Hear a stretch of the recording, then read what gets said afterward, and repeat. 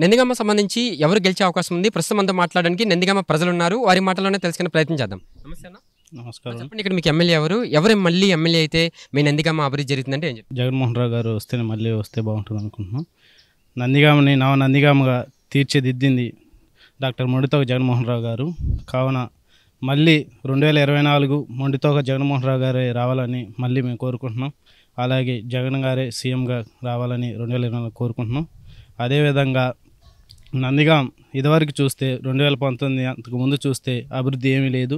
2019 తర్వాత నందిగామ డాక్టర్ మొండితోక జగన్మోహన్ రావు గారు వచ్చిన తర్వాత మీరు చూస్తున్నట్టయితే మొత్తం నందిగామ మొత్తం అభివృద్ధి చెందుతుంది. అలాగే నవ నందిగామగా తీర్చిదిద్దిన ఘనత డాక్టర్ మొండితోక జగన్మోహన్ రావు గారికి, అతని తమ్ముడు డాక్టర్ మొండితోక అరుణ్ కుమార్ గారికే ఈ ఘనత చెందుతుంది. అలాగే అరుణ్ కుమార్ గారు కూడా నందిగామను రూపురేఖలు దిద్దినట్టు చూసుకుంటున్నాం. తెంగిరెల సౌమ్య గారు ఉన్నారు కదా ప్రత్యర్థి, ఆయన తెంగిరెల సౌమ్య గారికి జగన్మోహన్ గారికి మధ్య వ్యత్యాసం ఏంటి? ఎవరు అందుబాటులో ఉంటారు? మనకి అత్యవసర పరిస్థితుల్లో కూడా ఏ టైం అయినా సరే డాక్టర్ మొండితోక జగన్మోహన్ రావు గారు వెంటనే స్పందిస్తారు. ఎలాంటి ఇబ్బంది ఉన్నా సరే మనం వెళ్తే అక్కడికి వెళ్ళినా కానీ వెంటనే స్పందించే వ్యక్తి డాక్టర్ మొండితోక జగన్మోహన్ రావు గారు మాత్రమే. అంటే ఇప్పుడు ఈసారి ఎవరు గెలిచే అవకాశం ఉంది? 24 ఎన్నికలకు సంబంధించి ఎవరు ఎమ్మెల్యేగా ఎక్కువగా అవకాశం ఉంది నందిగామ?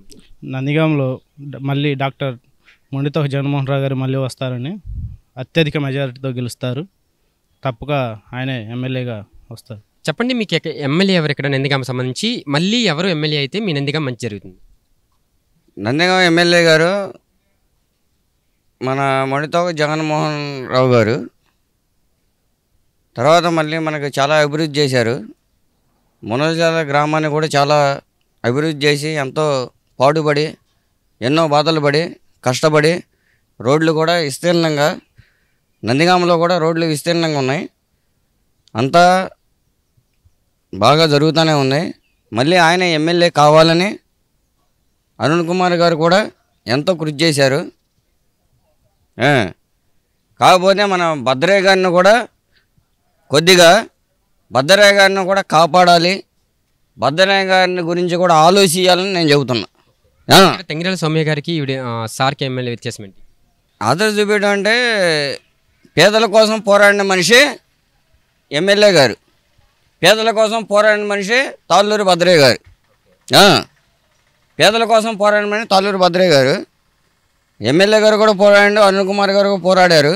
ఏడ మునచర్ల గడ్డ మీద పోరాడిన మనిషి తాళ్ళూరి భద్రయ్య గారు. పేదల కోసం పోరాడిన మనిషి తాళ్ళూరి భద్రయ్య గారు. ఎంత మెజారిటీ వస్తుందని మీరు అనుకుంటున్నారు?